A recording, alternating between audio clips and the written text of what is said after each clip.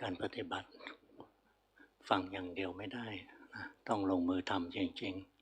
ๆถ้าทำหยุดอะไรก็ไม่ได้ก็ทำให้ต่อเนื่องอย่าขาดสายเหมือนพายเรือทวนน้ำหยุดพายเมื่อไหร่เรือก็ถอยหลังอย่างคนเข้าคอร์สไปภาวนาต่อเนื่องช่วงหนึ่งมันจะไม่เหมือนคนที่ทั่วๆไปคนทั่วๆไปใจไม่มีแรงวอกแวกเข้าคอร์สภาวนากันใช้ได้นะที่ดีดูแล้วไม่รำคาญดูแล้วไม่น่ารำคาญอย่าว่าแต่โยมเลยกระทั่งพระบวชใหม่ๆเข้าไปอยู่ที่สวนสันติธรรมนะตอนเช้านั่งฉันข้าวนะพระเก่ากับพระใหม่ไม่เหมือนกันพระใหม่ก็เป็นฆราวาสนั่นแหละห่มจีวรเพิ่งจะบวชจิตใจมันยังไม่คุ้นเคยเรียกยังไม่มีสมณสัญญายังไม่รู้สึกว่าตัวเป็นพระกริยาท่าทางอะไรมันก็ลุกลิกเวลาเข็นถาดอาหารมาที่วัดหลวงพ่อจะเข็นถาดเลื่อนถาดยังไม่มาเลยนะจิตกระโดดไปถาดอื่นแล้วเนี่ยก็ต้องใช้ฝึกกันช่วงหนึ่งแล้วนะกำลังดีก็2-3 เดือนฝึกกันจริงจังพอลงมือฝึกแล้วแต่ละคนก็จะบอกเลยว่ามันไม่เหมือนตอนที่เป็นโยมตอนที่เป็นโยมก็บอกแม้เราก็ขยันภาวนาทำไมมันไม่เหมือนกันธรรมะที่หลวงพ่อสอนนะก็ประโยคเดียวกันนะสอนพระสอนโยมแต่ความเข้าใจอรรถรสที่ได้ไม่เหมือนกันเหมือนคนกินอาหารอย่างเดียวกันนะแต่เครื่องย่อยไม่ดีกระเพาะไม่ดีย่อยอาหารได้ไม่ดีอีกคนหนึ่งเขากระเพาะดีเขาย่อยเก่งก็ได้สารอาหารเยอะ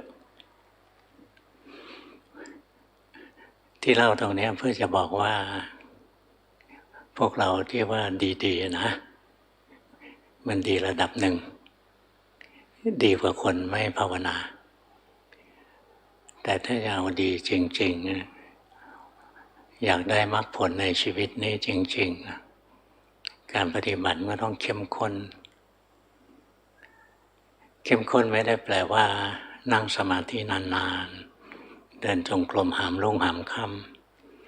ำถ้านั่งสมาธิแล้วก็ใจวอกแวกหรือใจโอดครวญทุกข์เหลือเกินอะไรเนี่ยอันนั้นคืออัตตกิลมัฏฐานุโยคคนหนึ่งเดินจงกรมสมมตินะคนหนึ่งเดินจงกรม6 ชั่วโมงอีกคนหนึ่งเดินครึ่งชั่วโมงคนที่เดิน6 ชั่วโมงเดินด้วยความรู้เนื้อรู้ตัวจิตใจตั้งมั่นแยกธาตุแยกขันธ์ได้เห็นกายมันเดินใจมันเป็นคนดูอะไรเนี่ยเขากำลังเดินอยู่ในทางสายกลางอีกคนหนึ่งเดินครึ่งชั่วโมงเดินแล้วก็เครียดไม่อยากเดินเลยนะเครียดมากเลยถูกบังคับให้เดินนะครึ่งชั่วโมงนั้นนะก็คืออัตตกิลมัฏฐานุโยคตึงนะไม่ใช่ทางสายกลางงั้นตรงทางสายกลางไม่ใช่ว่าปฏิบัติในอิริยาบถไหนปฏิบัตินานแค่ไหนแต่ปฏิบัติด้วยความรู้เนื้อรู้ตัวนะมันถึงจะเป็นทางสายกลาง ถ้าปฏิบัติแล้วก็กดข่มบังคับกายบังคับใจภายนอกดูดีแต่ภายในก็ใช้ไม่ได้มันเป็นอัตตกิลมัฏฐานุโยคทำตัวเองให้ลำบากหรือบางคนเดินจงกรมนะเดินสวยจังหวะจากโคนดีงดงามมากเลยแต่ว่าใจมันไม่อยู่กับเนื้อกับตัวเดินไปใจลอยไปอาศัยฝึกเดินมาชำนาญเดินด้วยไขสันหลังเดินถูกเป๊ะเลยแหมสวยงามอันนั้นกามสุขันลิกานุโยคนะย่อหย่อนทั้งที่เดินหามรุ่งหามค่ำแต่ถ้าใจหนีไปนะอันนั้นย่อหย่อนถ้าเดินไม่นานนะแต่เดินด้วยความเคร่งเครียดอันนั้นตึงเกินไปครูบาอาจารย์ท่านก็เปรียบเทียบนะคล้ายๆเรื่องฉันอาหารพระเนี่ยฉันอาหารหรือนอนบางองค์นอนน้อยนะ3 วันนอนทีหนึ่งหรือนอนวันหนึ่ง2-3 ชั่วโมงอะไรเงี้ยอีกองค์หนึ่งนอน6 ชั่วโมงนะเราก็จะมองผิวเผินแล้วก็บอกว่าพวกนอนน้อยดีกว่าพวกนอนเยอะไม่ดีนะขี้เกียจที่จริงแล้วทางสายกลางของแต่ละคนนะไม่เหมือนกันหรอกมันเป็นเรื่องเฉพาะตัวบางคนนอนน้อยนะสติดีถ้านอนมากแล้วเสื่องซึมนะการที่เขานอนน้อยนะเขาเดินในทางสายกลางแล้วเหมาะกับตัวเองนะอีกคนหนึ่งร่างกายต้องการนอน6 ชั่วโมงนะแล้วก็ฝืนเพราะนั้นอัตตกิลมัฏฐานุโยคนะหรือฉันอาหารก็เหมือนกันนะบางคนก็อดอาหารหลายวันบางคนอดตั้ง40 กว่าวันนะอดได้นะแต่อดแล้วจิตใจมีเรี่ยวมีแรงสติดีนะอันนั้นไม่ใช่การทรมานตัวเองไม่ใช่อัตตกิลมัฏฐานุโยคอีกองหนึ่งเห็นคนอื่นเขาอดบ้างนะอดแล้วก็เครียดจัดเลยนะท้องร้องจอกก็เครียดปวดท้องปวดหัวจิตใจเศร้าหมองอันนั้นถึงจะอดวันเดียวนะก็เป็นอัตตกิลมัฏฐานุโยคหลวงพ่อเคยเจอครูบาอาจารย์องค์หนึ่งท่านเล่าให้ฟังนะตอนนี้ท่านยังอยู่นะอายุ90 กว่าเป็นครูบาอาจารย์ผู้ใหญ่องค์หนึ่งท่านเล่าให้ฟังว่าท่านอดอาหารเก่งอดข้าวแล้วก็ภาวนาดีนะแต่อดนอนไม่ได้ถ้าอดนอนวันหนึ่งเนี่ยนะท่านจะมึนแล้วต้องนอนชดเชย3 วันนะแล้วก็ท่านก็เล่าถึงครูบาอาจารย์อีกองค์หนึ่งองค์นี้ชื่อได้เพราะท่านมรณภาพไปแล้วคือหลวงปู่ฟั่นหลวงปู่ฟั่นนะต้องฉันข้าวถึงจะภาวนาดีอดนอนไม่เป็นไรนะอดข้าวไม่ได้ส่วนหลวงปู่องค์นะท่านอดข้าวได้แต่อดนอนไม่ได้เนี่ยธาตุขันธ์ของแต่ละคนมันไม่เหมือนกันเราดูตัวเราเองแต่อย่าตามใจกิเลสค่อยๆสังเกตตัวเองว่าเราทำอย่างไรนะแล้วสติของเราเกิดดีจิตใจของเราตั้งมั่นอยู่กับเนื้อกับตัวถ้าเราสังเกตตัวนี้ออกแล้วเราก็ทำแบบนั้นให้มากๆตรงที่สามารถสังเกตตัวเองได้แล้วก็รู้ว่าตัวเองควรทำอะไรนะแล้วก็ตั้งอกตั้งใจทำไม่ละเลยนะเรียกว่าสัมปชัญญะเคยได้ยินคำว่าสัมปชัญญะไหมสติกับสัมปชัญญะเป็นธรรมที่มีอุปการะมากถ้ามีสตินะแต่ไม่มีสัมปชัญญะนะไม่รู้ว่าอะไรควรแก่ตัวเองนะก็ยังใช้ไม่ได้งั้นเราต้องสังเกตตัวเองกระทั่งเรื่องการทำสมาธิบางคนอยากนั่งสมาธิเห็นคนอื่นเขานั่งก็นั่งบ้างหายใจเข้าพูดหายใจออกโทอะไรก็ตามเข้าไปนะ จิตไม่รวมจิตไม่ชอบแบบนั้นจิตชอบอย่างอื่นหรือบางคนร่างกายไม่เหมาะกับกรรมฐานแบบนี้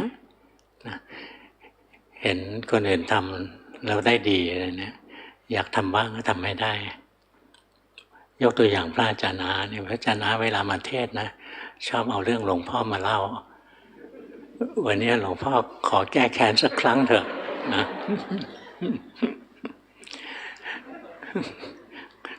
พระอาจารย์อานะกับหลวงพ่อนี่ลูกศิษย์ก้นกุฏิเลยนะอยู่ในกุฏิหลวงพ่อแล้ววันๆอยู่ในกุฏิหลวงพ่อหลายชั่วโมงนะรู้ว่าหลวงพ่อทำอานาปานสตินะหายใจเข้าพูดหายใจออกโทอะไรเนี่ยแต่จะนะทำอานาปานสติไม่ได้เพราะเป็นโรคจมูกตันหายใจไม่ค่อยออกนะพระอาจารย์ก็เอาแบบหลวงพ่อเนี่ยไม่ได้ผลนะเพราะหายใจไม่ออก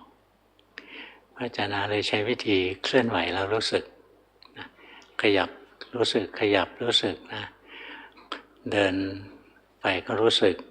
กวาดวัดก็รู้สึกนะฉันอาหารก็รู้สึกนะเคลื่อนไหวแล้วรู้สึกเคลื่อนไหวแล้วรู้สึกอย่างนี้เขาเรียกว่ามีสัมปชัญญะนะมีปัญญารู้ว่ากรรมฐานอะไรเหมาะกับตัวเองแล้วก็ไม่ละเลยนะทำแต่ละคนไม่เหมือนกันนะหลวงพ่อทำอานาปานสติตั้งแต่เด็กมีวันหนึ่งไปเยี่ยมญาติที่ศิริราชตอนนั้น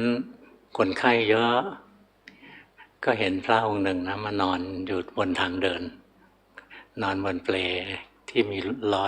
เข็นได้นะห้องไม่ว่างเขาเอาพระมานอนเข็น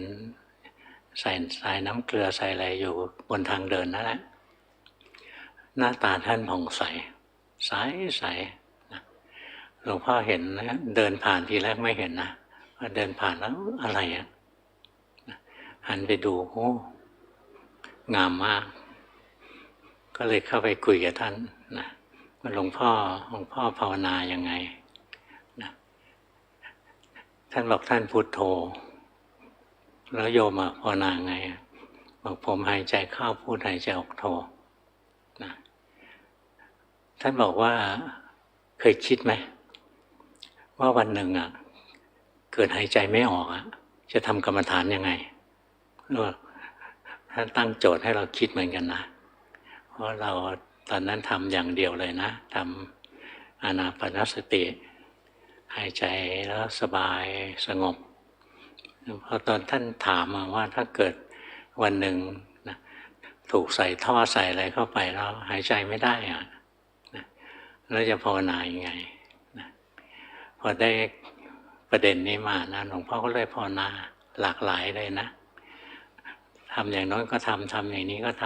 ำแต่ก่อนจะถึงจุดนี้พวกเราต้องทำอันหนึ่งให้ได้ก่อนนะถ้าเราทำอย่างหลวงพ่อทำอานาปานสติทำแล้วจิตรวมมาพอเราไปย้ายไปทำอย่างอื่นมันก็รวมเหมือนกันเพราะฉะนั้นเบื้องต้นเอาอันเดียวก่อนนะแล้วก็พอได้อันหนึ่งชำนิชำนาญแล้วค่อยขยับไปลองอย่างอื่นดูได้แต่ถ้าเปลี่ยนรายวันวันนี้ทำอันนี้วันนี้ทำอันนี้ชาตินี้ไม่ได้ผลหรอก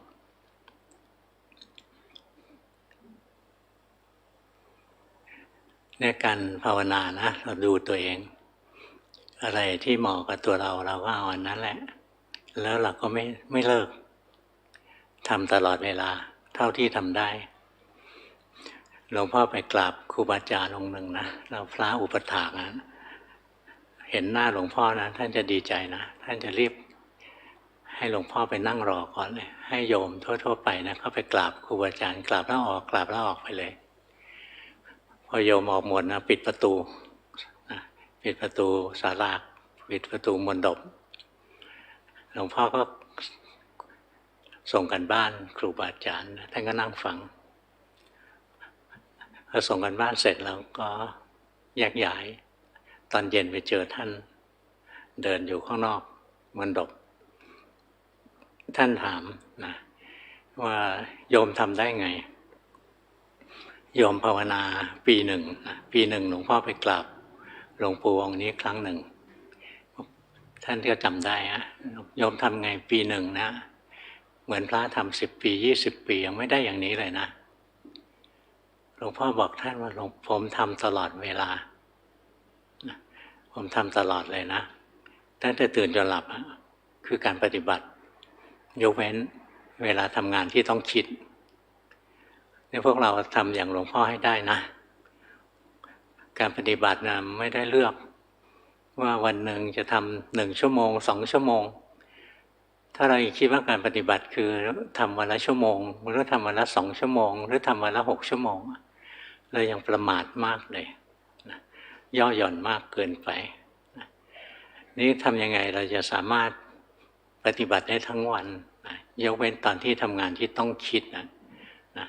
ตอนที่ทำงานที่ต้องคิดนะสติก็ไปจดจ่อที่งานสมาธิก็จดจ่ออยู่กับงาน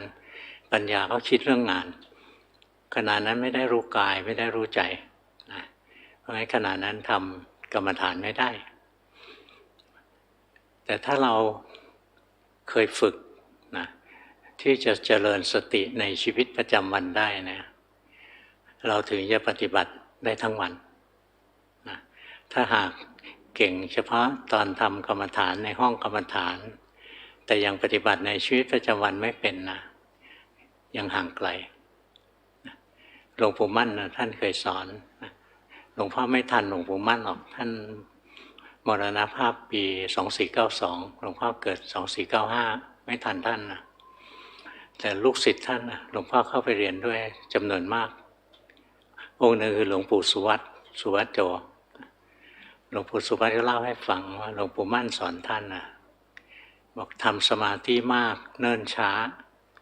คิดพิจารณามากฟุ้งซ่านหัวใจสำคัญของการปฏิบัติคือการมีสติในชีวิตประจำวันเนี่ยท่านสอนอย่างนี้งั้นอย่างเราจะนั่งสมาธิจริง10 ชั่วโมงแล้วก็นิ่งๆว่างๆอะไรเงี้ยท่านบอกเนิ่นช้ามันช้าระดับไหนถ้าเราเข้าฌานละเอียดนะจนถึงอรูปอะไรเนี้ยมันเนิ่นช้านับเป็นหมื่นกับนะตายแล้วไปเป็นอรูปพรหมเงี้ยไม่รู้จะภาวนาไงพระพุทธเจ้าตรัสรู้กี่องค์ก็ไม่รู้นะเพราะฉะนั้นทำสมาธิมากเนิ่นช้านะยิ่งได้ถึงชั้นพรหมอย่างละเอียดนะอรูปพรหมอะไรเนี่ยพัฒนายากเลยนะแล้วท่านบอกว่าคิดพิจารณามากฟุ้งซ่านบางคนไม่ทำสมาธิเลยนะคิดพิจารณาอย่างคิดถึงร่างกายนะผมขนเล็บฟันหนังเนื้อเอ็นกระดูกนะเป็นของไม่สวยไม่งามเป็นปฏิกูลเป็นอสุภะเป็นของไม่เที่ยงนะไม่ใช่ตัวเราอะไรนะเราก็เพลิดเพลินอยู่กับการคิดเวลาเราคิดพิจารณานะถึงจุดหนึ่งเนี่ยจิตใจจะมีความสุขนะมีความสุขมีความสงบเกิดขึ้นอันนี้ใครเคยทำไหมเราพิจารณาธรรมะอะไรสักบทหนึ่งเนี่ยพอเราเข้าใจธรรมะนั้นนะจิตใจรวมเลยนะจิตใจมีความสุขนะงั้นไอ้ตรงที่คิดพิจารณาเนี่ยยังเป็นการทำสมถะนะยังไม่ใช่วิปัสสนาเพราะยังคิดอยู่ตราบใดที่ยังคิดอยู่ไม่ใช่วิปัสสนาวิปัสสนาต้องเห็นอะไรเห็นความเป็นไตรลักษณ์ของกายเห็นความเป็นไตรลักษณ์ของจิตใจถึงจะเป็นวิปัสสนาถ้ายังคิดอยู่ไม่ใช่เพราะฉะนั้นถ้าคิดมากนะคิดมากคิดไปจนกระทั่งกำลังของจิตหมดนะมันจะเริ่มฟุ้งซ่านฟุ้งยังไงฟุ้งในธรรมะนะเคยเจอไหมบางคนพอเห็นหน้าใครก็จะพูดธรรมะอย่างเดียวเลยแล้วพูดธรรมะแล้วก็เบรกตัวเองไม่ได้นะพูดนะหลวงพ่อเคยเจอพระนะเคยเจอท่านก็เป็นผู้ใหญ่ก็ไม่เคยรู้จักได้ยินแต่ชื่อเข้าไปกราบพอเขาไปกราบนั้นเขาพูดธรรมะเลยท่านพูดแล้วก็เร็วขึ้นนะลูกศิษย์ท่านก็ออกมานั่งอยู่ข้างหลังมายืนรออยู่ข้างหลังนะท่านพูดไปท่านช็อกหงายหลังไปเลยนะเนี่ยไม่สามารถคุมตัวเองได้นะจิตมันพูดธรรมะแล้วมันพุ่งทะยานเอาไม่อยู่เลยเคยไปที่วัดแห่งหนึ่งนะไปกราบศพพระผู้เฒ่าองค์หนึ่งมีพระองค์หนึ่งท่านไปเฝ้าอยู่ที่ศาลาที่ตั้งศพ องค์นี้ทำให้คนเขาไม่เข้าวัดเขากลัวเลยนะพอเจอหน้าใครนะไม่รู้อะไรเรื่องอะไรไม่สนใจใครจะมาทำอะไรไม่สนใจนะจะสอนอย่างเดียวเลยพูดธรรมะนะไม่มีสตินะฟุ้งซ่านในธรรมะเพราะฉะนั้นการที่จะคิดพิจารณาธรรมะอะไรให้แตกฉานมากมายอะไรนะต้องมีเบรกของตัวเองนะต้องรู้จักควบคุมจิตใจให้อยู่ไม่งั้นพูดธรรมะไปแล้วเบรกตัวเองไม่ได้นะเหมือนคนบ้านะมันเป็นวิปัสสนูชนิดหนึ่งนะวิปัสสนูปกิเลสเพราะฉะนั้นท่านถึงบอกว่าทำสมาธิมากเนี่ยทำจิตให้ว่างๆอยู่เนี่ยเนิ่นช้าคิดพิจารณามากฟุ้งซ่านนะฟุ้งซ่านไปถ้าคิดพิจารณาพอดีจิตรวมได้จิตสงบได้นะแต่ถ้าคิดมากไปคิดพิจารณามากฟุ้งซ่านคิดพิจารณาพอดีเนี่ยดีไม่ใช่ไม่ดีนะทำสมาธิดีแต่ทำสมาธิมากเกินไปเนิ่นช้านี่หัวใจสำคัญของการปฏิบัติเนี่ยท่านบอกว่าอยู่ที่การเจริญสติในชีวิตประจำวันหลายคนบอกว่าไม่ได้นั่งสมาธิไม่ได้เดินจงกรมแต่เจริญสติในชีวิตประจำวันอยู่ตลอดเวลานะหลวงพ่อมองหน้าแล้วเองไม่ได้เจริญสติในชีวิตประจำวันหรอกนี่ฟุ้งซ่านอยู่แต่ไม่เห็นนะการเจริญสติในชีวิตประจำวันทำยังไงนะเราต้องฝึกมาอย่างดีนะขณะที่เราทำในรูปแบบเนี่ยเราลดอายตนะลงอายตนะตาหูจมูกลิ้นกายใจนะเวลาเราทำในรูปแบบของเรานะเราตัดเรื่องรูปเราก็ไม่ไปดูอะไรใช่ไหมเสียงเราก็ไม่ได้คิดจะไปฟังอะไรกลิ่นเราก็ไม่คิดจะไปดมอะไรปากเราก็ลิ้นเราก็ไม่ได้คิดจะไปกินอาหารอะไรมันเหลืออายตนะสองตัวคือกายกับใจอย่างเรานั่งสมาธิอยู่หรือเราเดินจงกรมอยู่เนี่ยเราก็มีกายกับมีใจนะให้มันมีสองอย่างนี้นะให้มันมีกายกับใจร่างกายเดินใจเป็นคนดูนะร่างกายนั่งใจเป็นคนดูร่างกายหายใจใจเป็นคนดูฝึกอย่างนี้พอเราลดอายตนะลงนะแล้วเราค่อยสังเกตการสังเกตนี้เราสังเกตที่ไหนถ้าเราต้องการทำความสงบให้เราใส่ใจไปที่อารมณ์กรรมฐานนะอย่างหลวงพ่อถ้าต้องการทำความสงบนะจะใส่ใจไปที่ตัวอารมณ์คือสิ่งที่ถูกรู้ได้แก่ลมหายใจนะไปอยู่กับลมหายใจลมหายใจเป็นตัวหลักจิตก็จะสงบแล้วสมาธิอีกชนิดหนึ่งไม่ได้ใส่ใจที่ตัวอารมณ์แต่ใส่ใจที่ตัวจิตนะเวลาเราทำรูปแบบเนี่ยเราทำสองอย่างนี้แหละนะตอนวันไหนฟุ้งซ่านมากเราก็ให้จิตนั้นไปพักอยู่ในอารมณ์มันเดียวจิตก็ได้ความสงบจิตที่สงบจะมีกำลังนะแต่วันใดเราทำในรูปแบบแล้วแต่จิตเรามีแรงแล้วอย่าไปสงบอยู่เฉยๆให้โง่เสียเวลานะเราทำสมาธิอีกอย่างหนึ่งใช้จิตเป็นตัวหลักนะถ้าอยากสงบใช้อารมณ์เป็นตัวหลักเช่นอยู่กับพุทโธพุทโธนะไม่คิดเรื่องอื่นนะคอยอยู่กับแต่พุทโธอย่างเดียวอันนี้จิตก็สงบแต่ถ้าอยากให้จิตตั้งมั่นนะตอนที่จิตเราไปพุทโธพุทโธนะจิตเราไหลไปอยู่ที่พุทโธนะเราไม่หนีไปที่อื่นนะอันนั้นจิตสงบอยู่ในอารมณ์มันเดียวอย่างต่อเนื่องนะเป็นหลักของสมาธิชนิดสงบนี้ถ้าเราเปลี่ยนมุมมองไม่ได้มองไปที่ตัวอารมณ์นะแต่เราสังเกตที่ตัวจิตอย่าไปเพ่งตัวจิตนะแค่รู้สึกถึงจิตใจของตัวเองไว้อย่างเราหายใจเข้าพุทหายใจออกโทอย่างเงี้ยจิตเราหนีไปคิดโอ้รู้ทันว่าจิตหนีไปคิดนะเราไม่ได้สนใจว่าจะต้องให้สงบอยู่ในอารมณ์มันเดียวนะแต่ว่าเราสังเกตที่จิตเราหายใจไปจิตหนีไปคิดรู้ว่าหนีไปคิดจิตถลำลงไปเพ่งอารมณ์มันเดียวรู้ว่าจิตถลำลงไปเพ่ง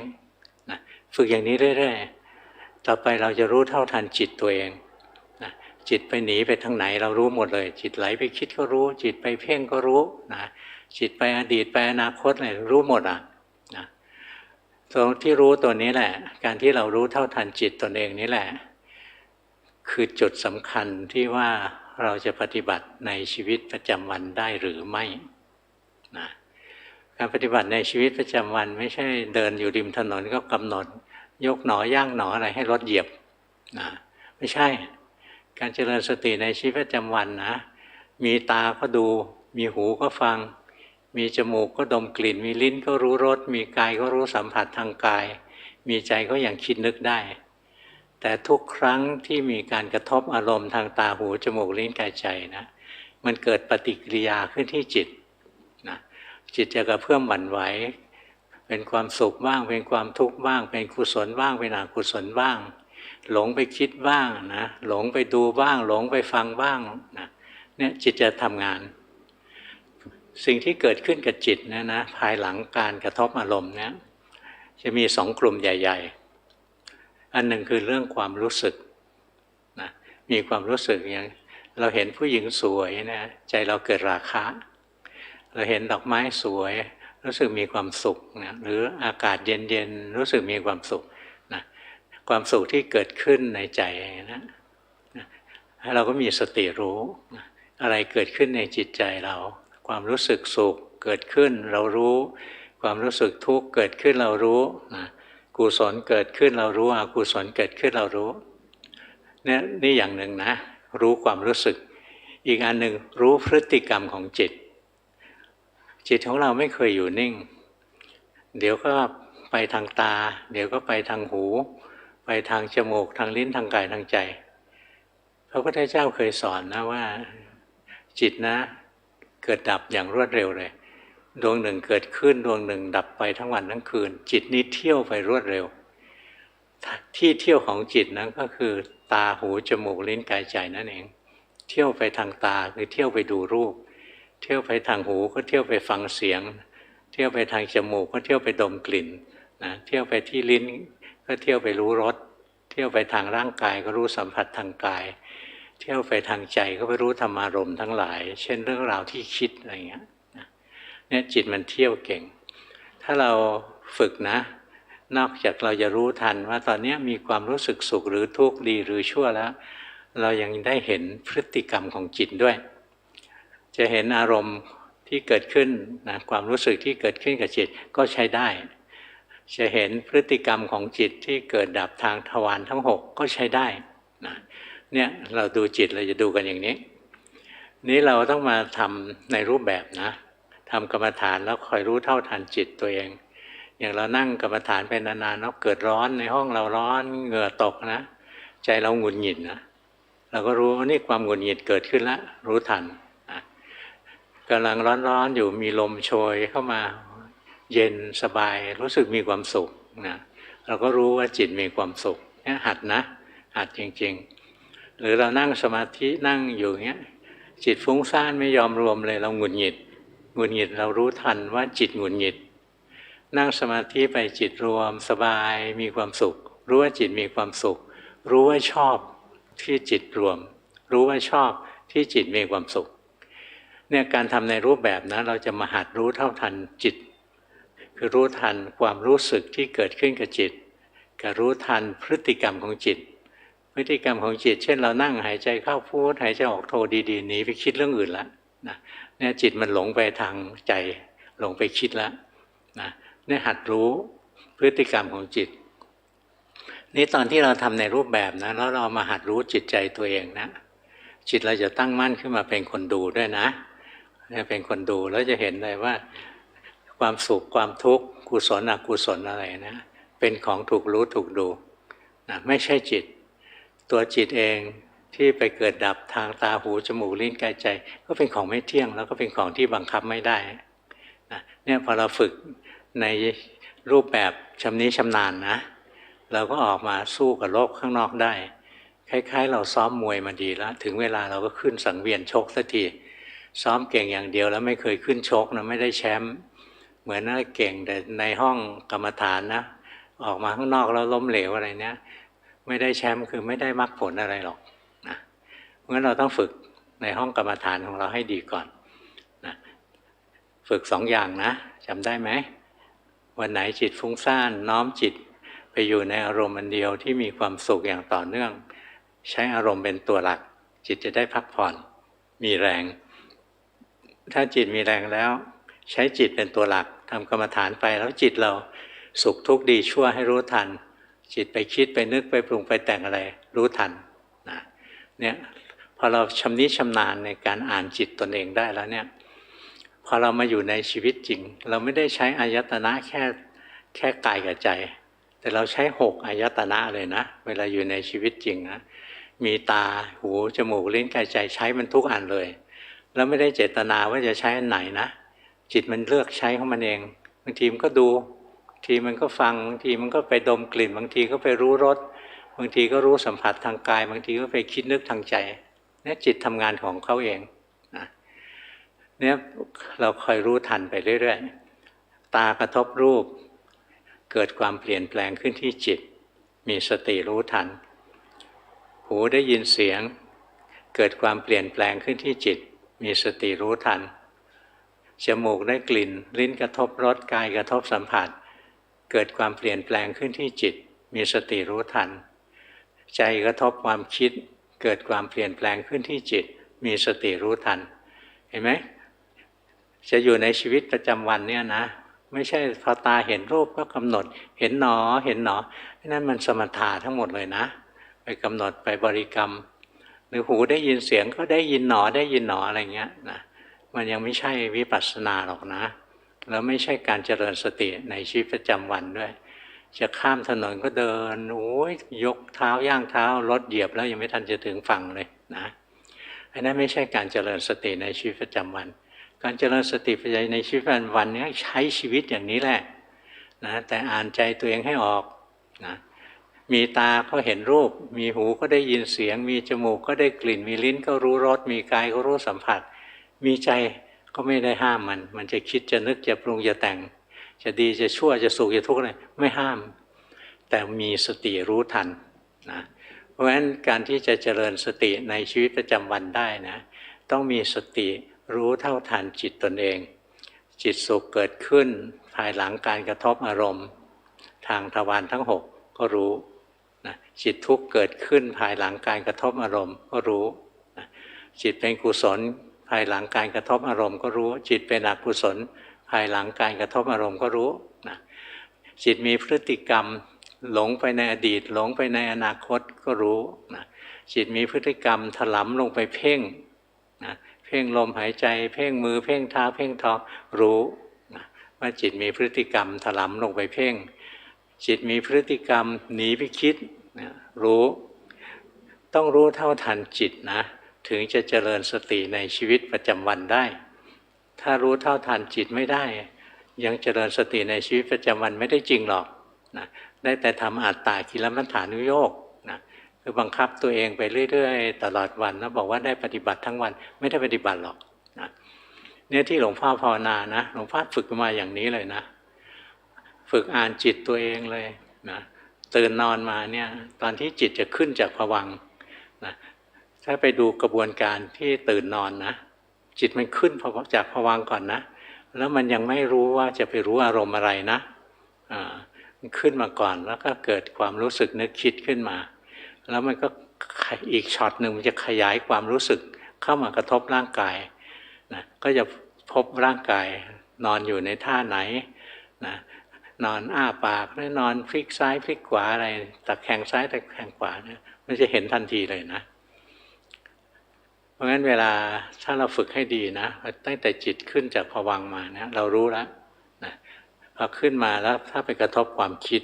ถ้าขึ้นมาเฉยๆยังไม่มีอะไรเกิดขึ้นนะต้องไปมีผัสสะก่อนนะเกิดปุ๊บขึ้นมาเรานึกได้วันนี้วันจันทร์พอนึกได้ว่าวันนี้วันจันทร์นะเซ็งถึงเวลาต้องเบียดเสียดกับผู้คนเดินทางไปทำงานอีกแล้วเนี่ยใจมันเบื่อนะใจมันเบื่อหน่ายรู้สึกเซ็งเนี่ยสติระลึกทันทีเลยใจเบื่อแล้วนะแค่ตื่นนอนเนี่ยนะ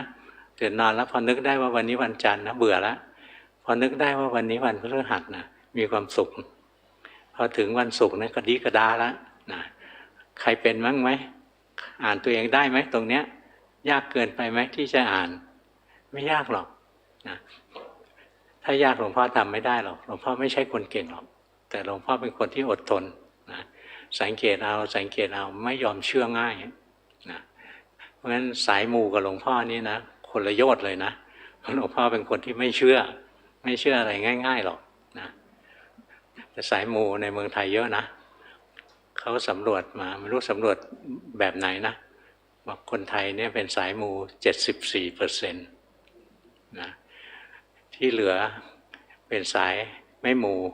นะสายไม่มูอาจจะไม่ใช่พุทธก็ได้นะสายอย่างอื่นนะเนี่ยสังเกตดูนะตื่นนอนมาจิตเราเป็นยังไงร่างกายเราเป็นยังไงรู้สึกลุกขึ้นมานะต้องไปอาบน้ำนะหน้าหนาวอย่างเงี้ยจะต้องอาบน้ำตอนเช้าอ่ะใจสยองนะ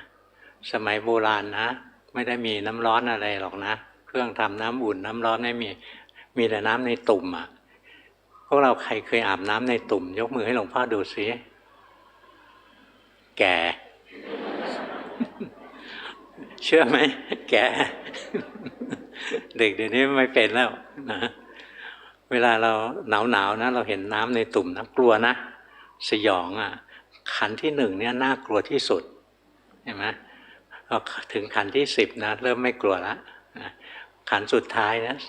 ดีใจเสร็จแล้วเช็ดตัวนะจากสยองนะจนกระทั่งเฉยๆพอเช็ดตัวร่างกายอบอุ่นนะมีความสุขแล้วยินดีพอใจแล้วเห็นไหมจิตเปลี่ยนอย่างนี้เลยนะแค่การอาบน้ำเนี่ยจิตยังเปลี่ยนไปตั้งเยอะเลยนะ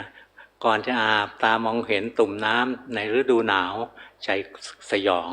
นะอาบเนี่ยอาบด้วยความกลัวนะสยดสยองอาบไปนะใกล้จะเสร็จแล้วก็เริ่มดีใจนะพออาบเสร็จเช็ดตัวแห้งแล้วนะใส่เสื้อผ้าตัวอุ่นเชียวหนาวเวลาอาบน้ำเสร็จแล้วตัวอุ่นรู้สึกไหมมีความสุขไหมมีความสุขเนี่ยอ่านได้นะใจตอนนี้มีความสุขเวลาหลวงพ่อกินข้าวตอนนั้นยังเป็นโยมอยู่นะเราก็เดินร้านอาหารในที่ทำงานมีหลายร้านนะเดินไปเห็นเจ้านี้เหมือนเมื่อวานนี่ก็เหมือนเมื่อวานที่จริงคือเหมือนทั้งปีแหละนะมันเคยขายอะไรมันก็ขายอย่างเดิมแหละไม่เคยขายอย่างอื่นหรอกนะเห็นแล้วก็เอียนเบื่อไปนะเบื่อจะไม่มีทางเลือกแล้วก็อันนี้ก็แล้วกันนะคำที่1อันนี้เป็นของที่เราชอบที่สุดแล้วเท่าที่มีคำที่1แหมอร่อยนะแล้วคำต่อไปนะความรู้สึกชอบอกชอบใจเนี่ยจะลดดีกรีลงนะอย่าว่าแต่กินข้าวเลยสมมติว่าถ้าเราชอบกินทุเรียนนะอย่างชอบทุเรียนหมอนทองมากแล้วมีเยอะเลยนะมีเป็นถาดเลยคำแรกนะอร่อยที่สุดเลยนะชอบใจมากที่สุดใช่ไหมคำที่20จะอ้วกแล้วไม่อร่อยแล้วเนี่ยความรู้สึกมันเปลี่ยนดีกรีมันเปลี่ยนไปเรื่อยนะจากชอบกลายเป็นไม่ชอบจากไม่ชอบกลายเป็นชอบนะมันเปลี่ยนตลอดเวลานะเรามีสติตามรู้ตามเห็นไปนะจะกินข้าวก็ปฏิบัติได้อาบน้ำก็ปฏิบัติได้จะขับถ่ายก็ปฏิบัติได้นะวันนี้ท้องผูกสบายใจไหมท้องผูกไม่สบายใจนะท้องผูกแล้วเกิดถ่ายได้ดีใจไหมดีใจเห็นไหมเนี่ยหัดอ่านไปเลยมันยากที่ไหนอ่ะนะหรือเราขับรถอยู่รถติดนะเห็นรถเยอะๆนะรถติดไฟแดงของเราคันที่20ยอมรับได้ถ้าเราติดคันที่1เจ็บที่สุดเลยรู้สึกไหมถ้าเราขับแล้วไปติดคันแรกนะโอ้ยเจ็บปวดนะเจ็บปวดมากเลยโมโหไอ้คันที่มันหลุดไปนั่นนะเสือกวิ่งช้านะทำให้เราตามไม่ทันเห็นไหมไปโน่นแล้วเป็นใช่ไหมนี่แหละกรรมฐานเข้าใจไหมกรรมฐานไม่ได้หลับหูหลับตาอะไรนะอย่างนี้แหละคือตัวกรรมฐานตัวจริงที่ว่าการเจริญสติในชีวิตประจำวันนะแค่เห็นไฟเขียวก็ดีใจแล้วเห็นไฟเขียวนะแล้วเราเป็นคนที่50จะได้ไม่ได้จะผ่านไม่ผ่านนะเคยรู้สึกไหมนะพอใกล้ๆนะเฮ้ยข้างหน้าเร็วนะเห็นไหมพอไฟเหลืองแล้วรีบหนีเลยนะรีบไปเลยเนี่ยการเจริญสติในชีวิตประจำวันนะฝึกให้ดีถ้าเราทำได้เนี่ยวันหนึ่งนะเรามีชั่วโมงของการปฏิบัติเนี่ยมากมายเหลือเกินนะมีชั่วโมงปฏิบัตินี่เยอะมากเลยมันมีงานวิจัยชิ้นหนึ่งนะสำหรับพวกที่อยู่ออฟฟิศก็คือวันหนึ่งที่บอกว่าโอ้ยทำงาน10 ชั่วโมง12 ชั่วโมง เวลาที่ทำงานจริง4 ชั่วโมงเวลาที่เหลือไว้ใจลอยนะคิดโน่นคิดนี่ไม่เกี่ยวกับงานนะเพราะงั้นจริงๆแล้วถ้าเราไม่เอาเวลาไปใจลอยซะนะวันหนึ่งเรามีเวลาภาวนาเยอะมากเลยนะเวลาที่ต้องคิดงานนี้4 ชั่วโมงโอเคเขาจ้างมาทำงานเขาไม่ได้จ้างมาปฏิบัตินะเมื่อก่อนหลวงพ่อรู้จักผู้หญิงคนหนึ่งนะก็มาขอให้หลวงพ่อช่วยผลักดันให้เป็นหัวหน้ากองเป็นผู้อำนวยการกองหลวงพ่อบอกว่าหลวงพ่อยังผลักดันไม่ได้นะไปทำงานก่อนถ้าทำงานนึกไม่ออกว่าจะทำอะไรเดี๋ยวจะช่วยคิดโปรเจกต์ให้ทำนะโอ้ยโมโหเรานะคนอะไรใจร้ายเขาจะปฏิบัตินะจะมาหางานให้ทำนะบอกเขาจ้างมาทำงานเขาไม่ได้จ้างมาปฏิบัติใช่ไหมเนี่ยเรื่องไม่รู้หน้าที่นะไม่รู้หน้าที่ก็คือคอร์รัปชันนะคอร์รัปชันเพราะฉะนั้นการปฏิบัติในชีวิตประจำวันนะยากสำหรับคนทั่วไปที่อ่านจิตตัวเองไม่ออกไม่ยากเลยสำหรับคนที่อ่านจิตตัวเองออกวิธีที่เราจะอ่านจิตตัวเองได้ออกรวดเร็วนะก็คือทำในรูปแบบนี่แหละแล้วคอยอ่านจิตตัวเองนะไปทำกรรมฐานที่เราถนัดสักอย่างหนึ่งถ้าอยากสงบก็น้อมจิตไปอยู่กับอารมณ์กรรมฐานไม่วอกแวกไปที่อื่นอันนี้สงบถ้าอยากจะเจริญปัญญาได้นะให้จิตตั้งมั่นสังเกตที่จิตตัวเองแต่อย่าไปจ้องมันนะจิตเนี่ยถ้าไปจ้องมันแล้วมันนิ่งๆเลยมันไม่ให้ดูหรอกว่าทำอะไรว่างๆไปนะถ้าเราอยากฝึกนะเราก็อ่านจิตตัวเองไปเราทำกรรมฐานวันนี้จิตฟุ้งซ่านเราก็หงุดหงิดจิตไม่สงบเลยนะเราก็หงุดหงิดเนี่ยรู้ว่าหงุดหงิดเนี่ยหัดอ่านตัวเองไปวันนี้จิตสงบแหมสบายมีความสุขรู้ว่ามีความสุขรู้ว่าชอบอกชอบใจติดอกติดใจในความสุขอะไรเงี้ยเนี่ยหัดอ่านอย่างนี้นะนั่งสมาธิเดินจงกรมจิตหนีไปคิดรู้ว่าจิตหนีไปแล้วนี่พฤติกรรมที่ไม่ดีนะพฤติกรรมของจิตที่หนีไปแล้วเนี่ยหัดอ่านไปนะอ่านความรู้สึกกับอ่านพฤติกรรมของจิตใจตัวเองพอเราอ่านตัวนี้ได้ชำนาญนะการปฏิบัติในชีวิตประจำวันจะไม่ใช่เรื่องยากอีกต่อไปไม่ใช่อัตตากิลมัฏฐานุโยคเห็นไหมเราไม่ได้บังคับตัวเองเลยตามีตาก็ดูมีหูก็ฟังมีเดินก้มหน้าดูไส้เดือนกิ้งกืออย่างเดียวที่ไหนล่ะนะอยู่ตรงไหนนะตาหูจมูกลิ้นกายใจกระทบอารมณ์ไม่เป็นไรแต่กระทบแล้วเกิดความเปลี่ยนแปลงที่จิตนะมีสติรู้ทันไว้นะนี่แหละแค่นี้มันจะยากอะไรนักหนาแล้วพอเราดูอย่างนี้ทั้งวันนะจิตเราจะเริ่มมีแรงมีกำลังนะเพราะเรามีสติเป็นระยะไปเรื่อยนะเวลาที่เราเจริญสติไปเรื่อยๆนะบางทีจิตก็พลิกตัวรวมเข้าไปนิ่งว่างๆสงบชั่วครั้งชั่วคราวแล้วก็ถอยออกมารู้ความเปลี่ยนแปลงตอนกระทบอารมณ์ต่อนะรู้ความเปลี่ยนแปลงตอนกระทบอารมณ์ไปช่วงหนึ่งจิตก็พลิกกลับมาทำความสงบของจิตเองนั่นพลิกไปพลิกมานะระหว่างสมาธิชนิดสงบกับสมาธิตั้งมั่นแล้วเดินปัญญานะไม่มีใครหรอกที่เจริญปัญญาทีละหลายๆชั่วโมงไม่มีหรอกนะจิตมันพลิกไปพลิกมาอย่างนั้นตลอดแหละเวลาเจริญปัญญาจริงๆไม่มากหรอกนะแต่ขอให้จิตเราถูกต้องเท่านั้นแหละแล้วพอเจริญปัญญาเนี่ยบางทีไม่ทันจะตั้งใจดูไม่ทันตั้งใจเจริญปัญญานะมันเกิดสติระลึกป๊อบจิตมันตั้งมั่นอยู่นะมันเกิดความรู้ความเข้าใจขึ้นมาเลยนะโอ้กายนี้เป็นไตรลักษณ์นะร่างกายเป็นไตรลักษณ์จิตใจเป็นไตรลักษณ์อะไรเงี้ยเกิดรู้ขึ้นมานะแล้วก็จิตก็จะมีปีติมีความสุขเกิดขึ้นนะแล้วบางทีจิตก็สว่างไสวอยู่เป็นอาทิตย์เลยนะมีความสุขอย่างหลวงพ่อนะไม่ค่อยชอบนั่งสมาธินิสัยไม่ดีนะอันนี้ตอนหลังๆนี้นั่งแล้วเมื่อก่อนดูถูกเพราะว่านั่งสมาธิตั้งแต่เด็กแล้วรู้สึกไม่ได้อะไรนะพอมาเดินปัญญาแล้วรู้สึกได้อะไรเยอะแยะแล้วเดินไปช่วงหนึ่งนะกำลังสมาธิไม่พอก็ต้องกลับไปทำนะถ้าไม่ทำจิตจะไม่มีกำลังนะใช้ไม่ได้เนี่ยค่อยๆฝึกทุกวันนะแล้วเราก็จะก้าวไปในเส้นทางนี้แบบราบรื่น ไม่สะดุดหกล้มซะก่อนนะหลายคนนะก็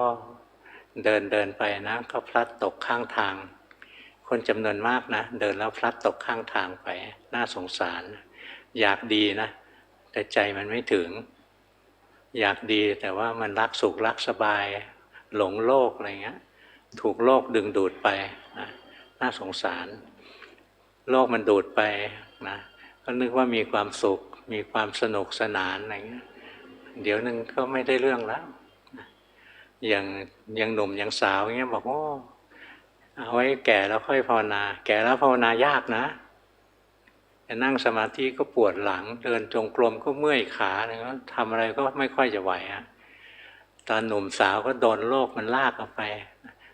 วันๆก็เล่นแต่เรื่องสนุกนะเพลินโน่นนี่ไปพอถึงเวลาแก่แล้วคิดจะปฏิบัติไม่ได้กินหรอกนะจิตใจมันโดนกิเลสย้อมไปซะนานแล้วสกปรกมากอะคล้ายๆคราบสกปรกซึมลึกนะกว่าจะซักให้สะอาดเนี่ยไม่ใช่ง่ายเลยเพราะงั้นฝึกตั้งแต่ยังหนุ่มยังสาวเนี่ยดีที่สุดนะคราบสกปรกยังไม่มากมีไหมมีนะเดี๋ยวเราส่งกันบ้านเนี่ยเราจะรู้เลยว่าคราบสกปรกมีแค่ไหนนะเอาต่อไปส่งกันบ้าน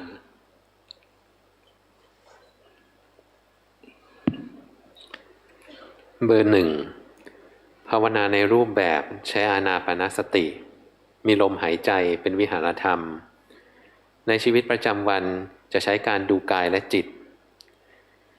มีความต้องการที่จะละสักยทิฏฐิในชาตินี้ไม่ทราบมีอะไรติดข้องหรือเปล่าขอคำแนะนำด้วยค่ะทำอานาปานสตินะมันไม่ได้ละสักยทิฏฐิหรอกนะเพราะมันเป็นเรื่องของสมาธิอย่างเราชอบคิดนะว่าพระพุทธเจ้าตรัสรู้ด้วยอานาปานสติไม่ใช่นะพระพุทธเจ้าทำอานาปานสติพอจิตตั้งมั่นมีกำลังแล้วเนี่ยท่านพิจารณาปฏิจจสมุปบาทพิจารณาว่าความทุกข์เกิดได้ยังไงนะความทุกข์เกิดจากจิตเข้าไปหยิบฉวยตาหูจมูกลิ้นกายใจขึ้นมาเนี่ยที่ไปหยิบฉวยก็เพราะมันไปยึดถือนะเพราะมันไปดิ้นรนปรุงแต่งดิ้นรนปรุงแต่งเพราะมันยึดถือเพราะมันมีความอยากเลยนะท่านพิจารณาท่านดูของจริงนะเพราะฉะนั้นถ้าเราอยากได้ทำลายสักยทิฏฐินะต้องดูลงไปสิสักยทิฏฐิเป็นความเห็นผิดของจิตว่ากายนี้ใจนี้หรือรูปนามขันธ์ห้านี้คือตัวเราของเราเพราะฉะนั้นพอเราทำอานาปานสติพอจิตเราตั้งมั่นแล้วดูลงไปร่างกายที่นั่งอยู่เนี่ยเป็นตัวเราหรือเปล่าร่างกายที่นั่งอยู่นี้เป็นของถูกรู้ถูกดูไม่ใช่ตัวเรา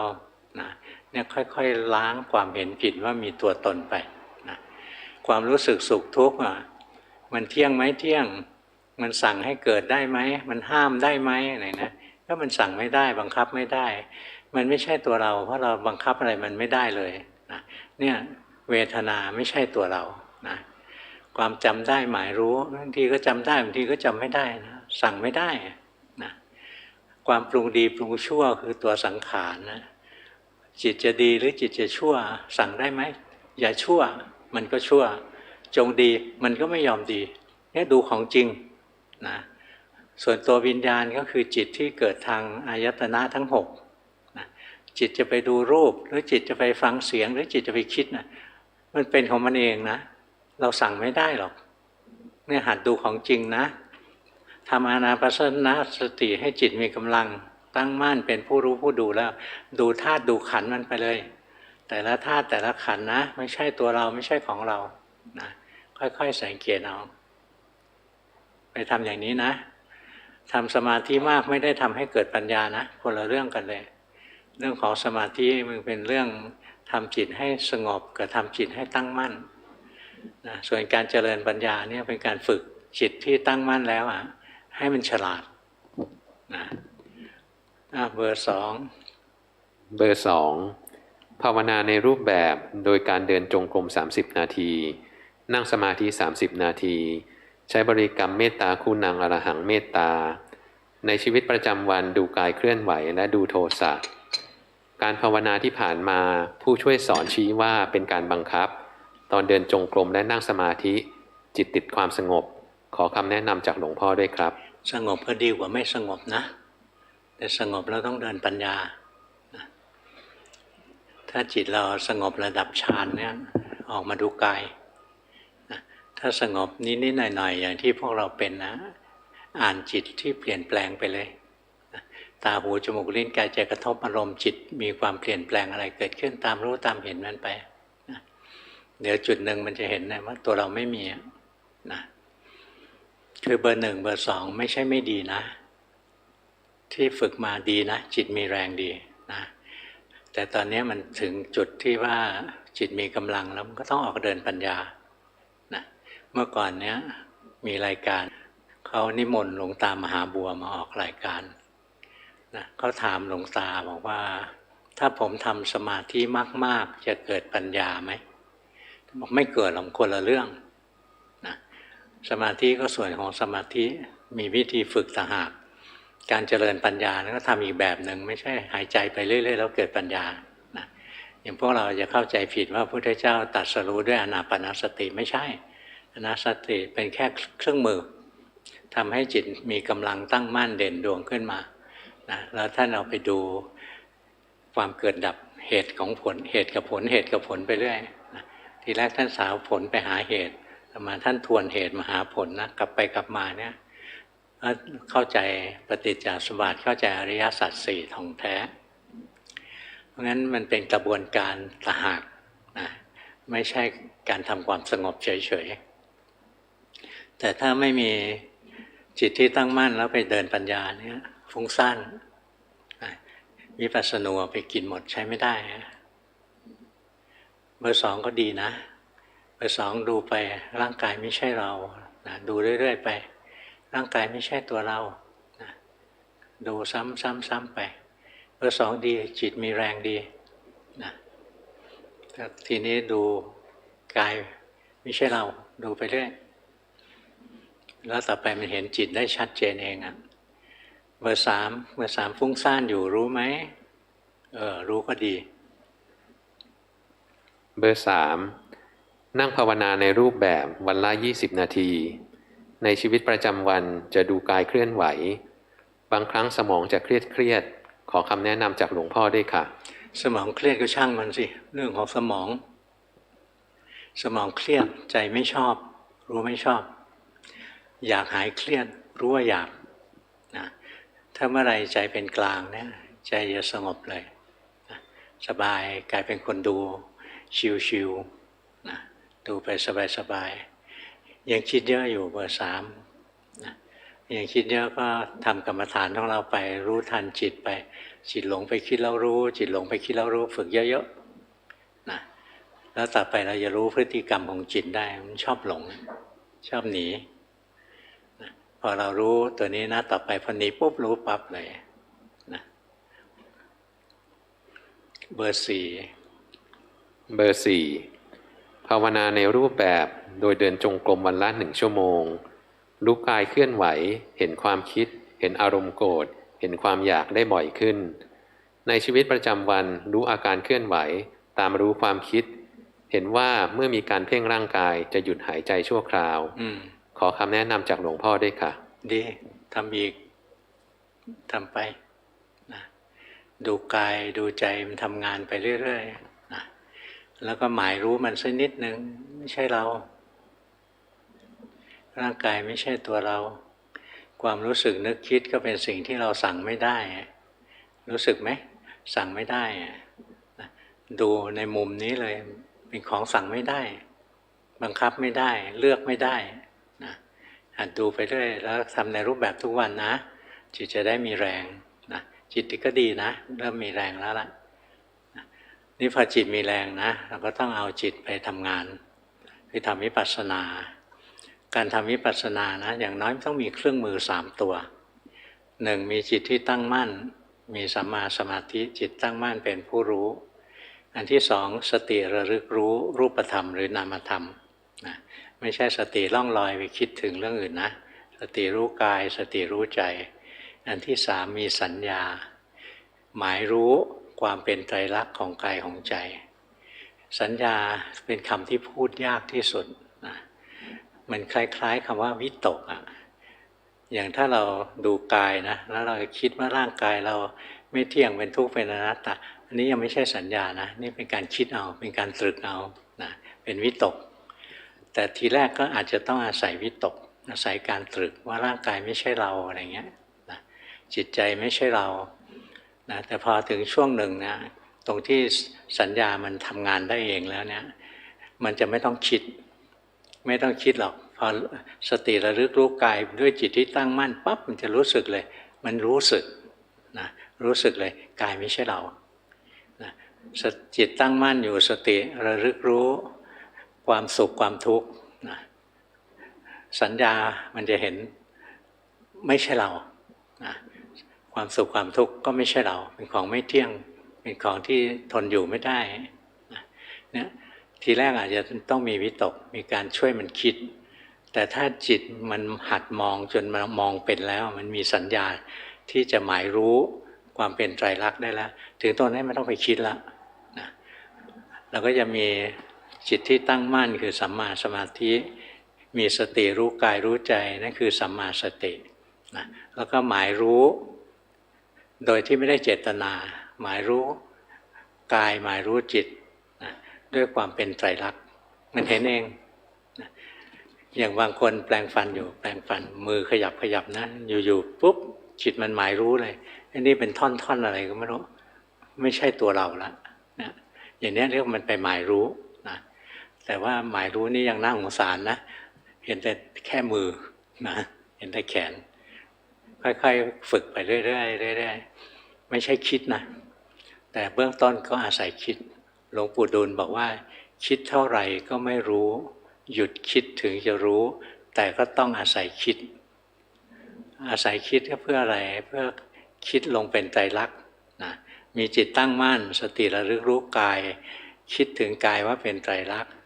มีจิตตั้งมั่นสติระลึกรู้เวทนารู้สัญญารู้สังขารรู้จิตนะก็หมายถึงความเป็นไตรลักษณ์หมายรู้ความเป็นไตรลักษณ์ของมันนะอย่างนี้ดีถ้าไปคิดเอาอย่างเดียวยังไม่ขึ้นวิปัสสนานะต้องให้จิตมันหมายรู้เองนะถึงจะเป็นถ้าบางคนเคยภาวนามาแล้วนะพอจิตสงบตั้งมั่นปุ๊บมันหมายรู้เองเลยนะถ้าบางคนมันไม่เคยทำวิปัสสนาเนี่ยก็ช่วยมันหมายรู้ด้วยการตรึกเอาด้วยการมีวิตกตรึกเอาเพราะฉะนั้นตรงที่สัญญาเข้าไปหมายเนี่ยไม่ได้คิดเอาเป็นการเข้าไปหมายรู้เอาค่อยๆฝึกอ่ะเดี๋ยววันหนึ่งมันก็ดีขึ้นเบอร์ 4จิตหนีไปคิดทราบไหมเอาเบอร์ 5เบอร์ 5ภาวนาในรูปแบบโดยการนั่งสมาธิทุกวันเช้าเย็นในชีวิตประจำวันมีสติรู้สึกกายรู้สึกใจพอจิตรวมก็เดินปัญญาพยายามดูมาที่กายว่ากายนี้เป็นทุกข์ทุกอย่างเป็นของชั่วคราว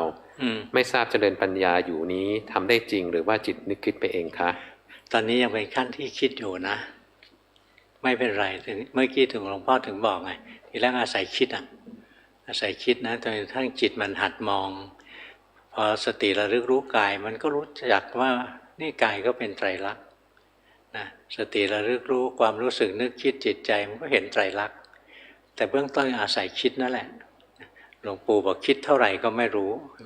ตราบใดที่ยังคิดอยู่นะไม่ใช่วิปัสสนารู้ถึงจะเป็นวิปัสสนาคิดเท่าไหร่ก็ไม่รู้หยุดคิดถึงจะรู้หลุดออกจากการคิดแล้วมาเห็นมารู้มาเห็นนะเป็นวิปัสสนาแต่ก็ต้องอาศัยรู้อาศัยคิดอะไรอย่างเงี้ยคิดเท่าไหร่ก็ไม่รู้หยุดคิดถึงจะรู้แต่ก็ต้องอาศัยคิดนะตรงอาศัยคิดนะเป็นการกระตุ้นนะตัวนี้ยังเป็นวิตกนะกระตุ้นเพื่อวันหนึ่งเนี่ยสัญญาจะหมายรู้ได้โดยที่ไม่ได้เจตนางั้นเบื้องต้นก็ต้องอย่างนี้แหละดีแล้วล่ะที่ทำอยู่แต่ใจมันคิดตื่นเต้นรู้นะ มันตื่นเต้นเดี๋ยวหัวใจวายไปเวลาตื่นเต้นหายใจลึกๆลืมโลกไปลืมทุกสิ่งทุกอย่างนะหายใจลึกๆสบายๆเดี๋ยวก็หายตื่นเต้นเอาเบอร์ 6เบอร์ 6ภาวนาในรูปแบบโดยการนั่งสมาธิเช้าและก่อนนอนครั้งละ 30-40 นาที ในชีวิตประจำวันรู้สึกกายรู้สึกใจและคอยรู้ทันจิตหลงคิดบ่อยเห็นกิเลสช่วงไหนจิตมีกำลังจะเห็นกายใจเป็นอีกส่วนหนึ่งไม่ใช่เราช่วงไหนจิตเสื่อมจะหลงนานรู้สึกตัวได้น้อยขอคำแนะนำจากหลวงพ่อด้วยค่ะทำเช้าเย็นครึ่งชั่วโมงนะก็ดีนะแต่เพิ่มได้ก็จะดีกว่านี้อีกนะกำลังมันเริ่มมีขึ้นมาแล้วแต่มันยังไม่พอนะที่วัดจะมีผู้หญิงคนหนึ่งนะเป็นพวกช่างพูดชอบทำกิจกรรมนะหลวงพ่อเห็นมาหลายปีหลวงพ่อก็สงสารนะหลวงพ่อเลยโขกเอานะตอนนี้ไปนั่งจงกรมนั่งสมาธิได้ถึง6 ชั่วโมงนั่งแล้วนั่งทีแรกทุกข์ทรมานมากเลยนะโอ้ย5 นาทีก็จะตายแล้ว10 นาทีก็จะตายแล้วอะไรเงี้ยแต่บอกให้ทนเอานะทนก็นั่งไปหลังๆนี่มารายงานนะพอนั่งปุ๊บจิตรวมสงบแล้วมีความสุขมีความสบายก็ปล่อยให้สบายอยู่ช่วงหนึ่งนะครั้งหลังสุดที่มารายงานนะบอกนั่งสมาธินะจิตรวมสงบสบายอยู่ๆนะมันซ่าขึ้นมาทั้งตัวเลยมันแทบจะเดือดอะไรตัวเนี้ยว่ามันทุกข์ล้วนๆเลยนะเนี่ยอย่างเนี้ยมันก็ต้องมีกำลังมากพอนะของเบอร์ 5เบอร์ 6นะทำสมาธิเพิ่มอีกหน่อยก็ดีนะแล้วก็อดทนดูลงไปเรื่อยๆร่างกายนี้แหละเราเป็นคนรักสวยรักงามนะดูกายเข้าไปจนกระทั่งเห็นนะมันไม่มีอะไรนอกจากทุกข์นะเบอร์ 7เบอร์ 7 ภาวนาในรูปแบบโดยการนั่งสมาธิและเดินจงกรมในชีวิตประจำวันดูลมหายใจเข้าออกและพุทโธช่วงไปปฏิบัติธรรมรู้สึกจิตใจตั้งมั่นดีแต่พอออกมาจากปฏิบัติธรรมใช้ชีวิตประจำวันเจอปัญหาจากงานรู้สึกจิตไม่ตั้งมั่นขอคำแนะนำการปฏิบัติต่อด้วยครับจิตตั้งมั่นเราก็ภาวนาต่อจิตไม่ตั้งมั่นเราก็ภาวนาอีกนะทำไปเรื่อยๆหรอกจิตมันไม่โง่ถึงขนาดว่าจะไม่เจริญขึ้นหรอกอดทนทำไปเรื่อยๆอย่าอยากดีถ้าอยากดีจะเจริญยากนะทำไปด้วยใจเป็นกลางทำเหตุให้ดีอย่าหวังผลแล้วมันจะดีนะถ้าหวังผลนะมันจะไม่ดีหรอกเพราะงั้นไม่ว่าสุขหรือทุกข์ไม่ว่าดีหรือชั่วในความเป็นจริงแล้วมันเสมอกันทั้งนั้นแหละมันคือไอ้งานการอะไรมันก็คือผัสสะอย่างหนึ่งนะมีผัสสะที่กระตุ้นทำให้จิตเครียดเราไปแก้ที่ผัสสะไม่ได้แก้ที่งานไม่ได้เราต้องมาดูที่จิตของเราที่จิตเราเครียดนะเพราะจิตมันมีความอยากซ่อนเร้นอยู่มันอยากให้งานเสร็จมันอยากให้งานดีอะไรอย่างเงี้ยรู้เข้าไปเลยถ้าใจมันเป็นกลางจริงๆนะไม่ว่าอะไรก็เสมอกันหมดนะค่อยๆฝึกนะที่ฝึกอยู่นะใช้ได้อยู่นะดีเบอร์ 8เบอร์ 8เป็นคนจีนครับขณะเดินจงกรมเห็นใจมีความทุกข์และดิ้นรนนึกถึงคำพูดของหลวงพ่อว่าถ้าจับไม่ได้ก็ปล่อยมันไปตอนนั้นใจก็หลุดออกมาตอนนี้เวลามีกิเลสใจจะสั่นไม่ปกติรู้สึกทรมานฝึกพิจารณาความตายขอคำแนะนำในการปฏิบัติต่อด้วยค่ะเวลากิเลสเกิดเนี่ยไม่ต้องไปเกลียดมันไม่ไปชอบคือหลงตามมันแล้วก็ไม่ไปเกลียดมันกิเลสเกิดเราก็แค่เห็นว่ามีสภาวะอันหนึ่งเกิดขึ้นเหมือนมีลมพัดมาเดี๋ยวลมมันก็พัดไปดูมันเป็นแค่ของที่ผ่านมาแล้วก็ผ่านไปใจเราไม่หลงยินดีไม่หลงยินร้ายเป็นกลางต่อไปใจเราจะเป็นกลางกับทุกๆสภาวะนะสุขเกิดขึ้น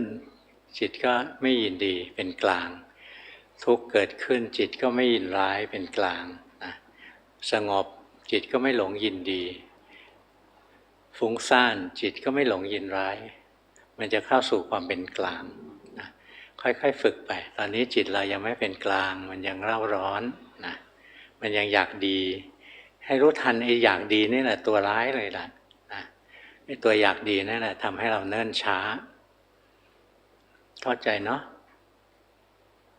เข้าใจก็ดี เดี๋ยวนี้ที่วัดแต่ละวันนะคนจีนเยอะมากเลยคนจีนมาจากหลายประเทศนะมาจากหลายประเทศเกือบร้อยวันๆนะคนไทยที่เคยเยอะๆนะตอนนี้ถอยออกไปจนหลังติดผนังห้องแล้วเรียกว่าเราถอยไม่ได้อีกแล้วถอยอีกดีก็คือออกนอกศาลาแล้วนะถามว่าหลวงพ่อเห็นแล้วรู้สึกไงหลวงพ่อเห็นแล้วสงสารนะคือเมื่อศาสนาสูญไปเนี่ยการที่จะต้องออกไปต่างประเทศเพื่อไปเอาศาสนากลับมาไม่ใช่เรื่องง่ายอุปสรรคอันหนึ่งเรื่องเดินทางก็ยากใช่ไหมค่าใช้จ่ายก็มีอุปสรรคที่ร้ายมากเลยคือภาษาเพราะอุปสรรคจะมีมากมายนะว่าเราพยายามรักษาพระศาสนาไว้เรียนให้เข้าใจลงมือทำให้เข้าใจแล้วเราจะรักษาศาสนาไว้ต่อไปคนที่เขาสนใจเราก็บอกเขาได้แต่ถ้าเราก็ไม่รู้ก็น่าอายนะขายหน้าคนต่างชาติวัดหลวงพ่อตอนนี้แทบจะเปลี่ยนเป็นวัดอินเตอร์แล้วนะสารพัดประเทศเลยมานะทั้งแขกทั้งฝรั่งทั้งจีนเยอะแยะไปหมดธรรมะมันไม่ได้เป็นของใครหรอกนะเป็นของกลางเพียงแต่ว่าเขามาเรียนนะเขายากลำบากพวกเราเรียนได้ง่ายอย่าประมาทสมัยหลวงพ่อไปเรียนกับครูบาอาจารย์นะก็ยากแล้วนะสมัยครูบาอาจารย์ยิ่งยากกว่าท่านเดินธุดงค์ข้ามป่าข้ามเขาเป็นไข้ป่ามรณภาพไปก็เยอะอะไรเงี้ยเสือมาช้างมางูมาอะไรเงี้ยลำบากรุ่นหลวงพ่อก็แค่นั่งรถไฟนั่งรถทัวร์ไปนะปัญหาของท่านกับปัญหาของคนรุ่นหลวงพ่อก็ต่างกันปัญหารุ่นหลวงพ่อนั้นก็คือเดินทางสะดวกอันนี้ไม่ใช่ปัญหาเป็นปัญหารุ่นก่อนปัญหาคือลางานยากในขณะที่ท่านไม่ต้องลางานนะท่านอยากจะไปท่านก็ไปเลยนะแต่ละยุคแต่ละสมัยนะมันก็มีจุดเด่นจุดด้อยต่างกันมาถึงยุคนี้จะเรียนธรรมะนี่ง่ายๆนะเปิด YouTube ก็เจอละเปิด Facebook ธรรมะ .com เนี่ยต้องมีชื่อด้วยนะไม่งั้นเดี๋ยวไปเปิดอย่างอื่นนะก็เจอธรรมะแล้วพอเราเจอง่ายแล้วเอาไว้ก่อนก็แล้วกันเดี๋ยวว่างๆแล้วจะมาดูนะมันน่าสงสารตรงเนี้ยแล้วเมื่อไหร่มันจะรู้เรื่องมีคนจำนวนมากเลยนะเขาสอนธรรมะกันนะแล้วคนไปเรียนนะจะมาเล่าให้หลวงพ่อฟังเนืองๆอุ้ยสอนเหมือนหลวงพ่อเปียบเลยนะหลวงพ่อก็ไม่ว่าอะไรนะสอนเหมือนหลวงพ่อแต่ทำไมจิตของเธอไม่ได้รู้เรื่องอะไรเลยนะไม่ได้มีสติไม่ได้มีสมาธิไม่ได้มีปัญญาอะไรสักอย่างเลยนะคำพูดที่เหมือนกันนะไม่จำเป็นนะว่าถ่ายทอดออกไปแล้วคนฟังจะเข้าใจเหมือนกันนะคำพูดอันเดียวกันอย่างพูดสติปัฏฐานใครก็พูดมาจากพระไตรปิฎกเล่มเดียวกันใครก็พูดนะแต่ว่าจิตจริงๆมันเป็นไม่เป็นนะเท่าที่พบก็คือยังไม่เคยเห็นเลยนะยังไม่เคยเห็นที่ว่าสอนเหมือนหลวงพ่อสอนเหมือนหลวงพ่อเหมือนด้วยคำพูดแต่เนื้อในมันไม่เหมือนหรอกนี้เราพูดเรื่องนี้เยอะๆก็ไม่ดีนะพวกเราลองฟังหลวงพ่อให้เยอะขึ้นแล้วลองมือปฏิบัติอ่านจิตอ่านใจตัวเองไปดูกายดูใจตอนไหนดูจิตได้ดูจิตดูจิตไม่ได้ดูกายดูจิตไม่ได้ดูใจกายไม่ได้ทำความสงบนะทำไปเรื่อยๆศีล5ต้องรักษายืนพื้นไว้บางคนไม่ถือศีลนะไม่สอนเรื่องศีลนะสอนให้นั่งสมาธิให้เดินประหลาดเลยตอนนี้วุ่นวายไปหมดนะพาให้ฟุ้งซ่านนะแล้วคนที่ทำมันก็ได้อะไรได้ไหมได้ความสุขทำแล้วมีความสุขเผลอเพลิน นะไปวันหนึ่งน่าสงสารมากกว่าน่าสงสารมากกว่าน่าอนุโมทนาเพราะงั้นไปฟังหลวงพ่อนะไม่มีใครฟังหลวงพ่อรู้เรื่องหรอกนะเพราะธรรมะเรียนไม่ได้ด้วยการฟังนะฟังเพื่อเป็นแนวทางที่จะไปลงมือปฏิบัติดูกายดูใจตัวเองถ้าดูกายดูใจตัวเองได้แล้วถึงจะเข้าใจสิ่งที่หลวงพ่อบอกเนี่ยนะวันนี้เทศให้ฟังเท่านี้ก็พอแล้วนะวันนี้ต้องเทศเอาใจตลาดเยอะเลยนะมีมุกตลกด้วยนะเลิกมานานแล้วนะวันนี้เห็นท่าทางต้องตลกซะหน่อยไม่งั้นเดี๋ยวเพลินอากาศสบาย